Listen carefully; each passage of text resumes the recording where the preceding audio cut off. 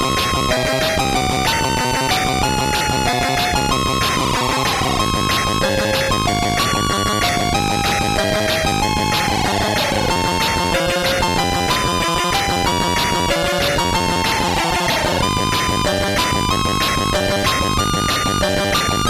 for another game review, and I'm going to look at another Ricochet release this time, and that's Toy Bazaar. Let's just get that one going. And this is a re-release of a game originally published by Activision in 1984. Quite an interesting game, so let's take a look at the packaging and then we'll take a look at the game, obviously. Here's the front cover then, and it's just a variation of the original artwork from the original release of the game, with the usual Ricochet branding as well. Not much more to say about that. Spine is as expected. And on the back cover we've got some screenshots. The game certainly resembles Mario Brothers in style, if not the actual gameplay, and tells you what you've got to do very briefly. Inside is a repeat of the back cover description, a bit more information about how to play the game, also some tips from the creator, Mark Turmel,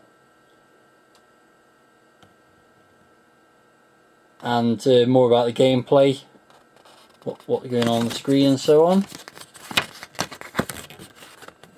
Inside we've got yet more information and loading instructions and the near obligatory foreign language stuff.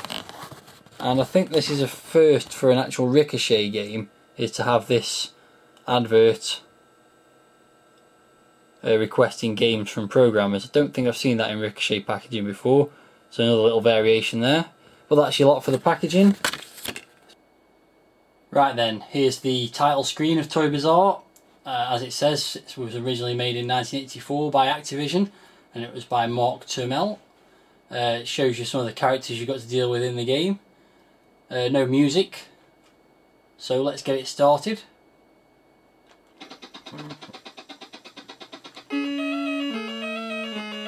Little tune at the start of the level.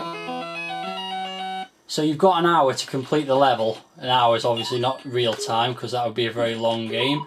So the main aim of the game is you've got to dispose of a number of toys, which, as you can see, the layout's very like Mario Brothers, and the game is quite similar, but the way you destroy the enemies is definitely not the same. You do so mainly by landing on these little platforms, which, if one of the toys that you're trying to capture is on that platform, then you zap it and stun it, and then you can go and run into it to eliminate it, I suppose is the word really. You've got to eliminate a certain number of enemies on each level, and then the level's completed. And you also have to try and keep these valves turned off. If the valves are turned off, all of them turned off when the stage ends, then you get a bonus. And there's also this coffee break icon, which again allows you to basically zap everything. Not sure what I've got left to do here now, because I seem to have done everything as far as I can tell. I must just have to wipe this one guy out and then I should be done. Oh. There we go, this should sort it out.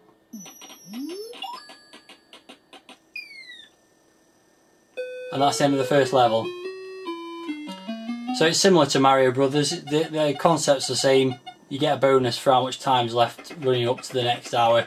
Then the level moves on. The layouts change, which is different to Mario Brothers, but it's obviously got some similarities. And the levels just get trickier as time progresses. This woman running around, by the way, you can't kill her, so you just got to avoid her.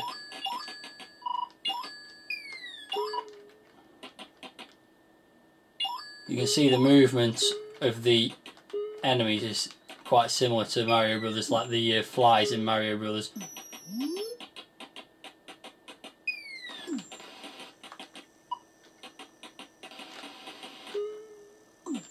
Graphics are hardly pushing the Commodore 64 to its limits, but are typical of 1984 sort of time period.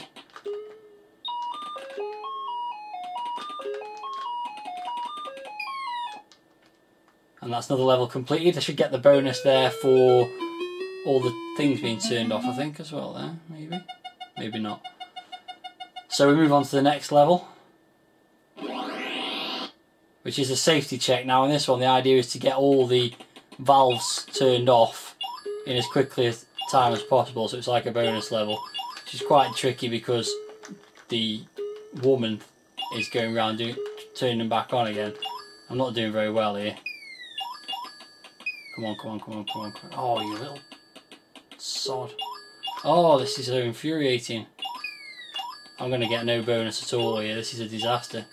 There we go. Oh, I did. I got a bit of a bonus. Not much though.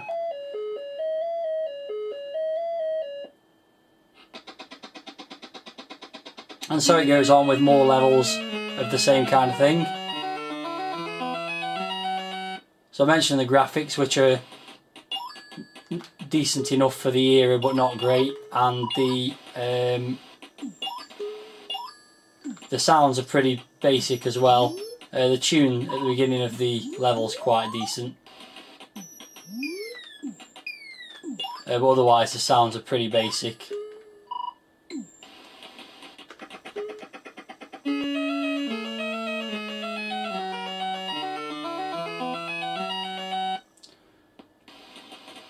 So I'm now on hour 7 and things are a little bit more tricky now. You tend to get thrown up in the air quite a lot by some of these creatures when they land on the platforms. If you're standing on the opposing platform, you kind of get got, for want of a better word. So you have to stay off them as much as possible. Oh. And also the lady that runs around is more aggressive as well.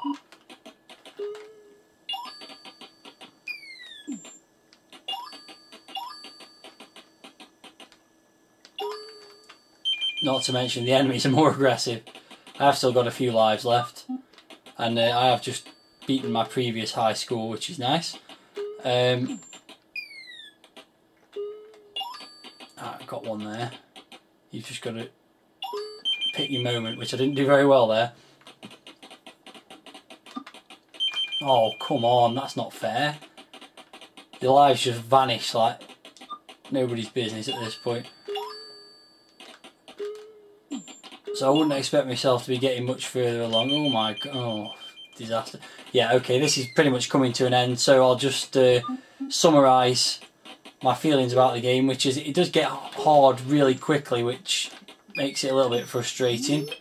But it is a fun game. It's a typical early Activision offering that's not fantastic with the graphics and sound, but offers a nice sort of arcadey style challenge.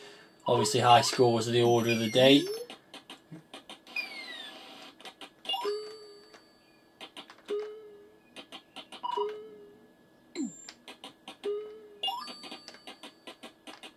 So worth the $1.99 for a Ricochet re-release, I think. And I'll just... oh, that was just stupid. So I'm on my last life, so I'll just play this through to completion. But yeah, nice little game. Oh, and that's it. Game over. That was rubbish.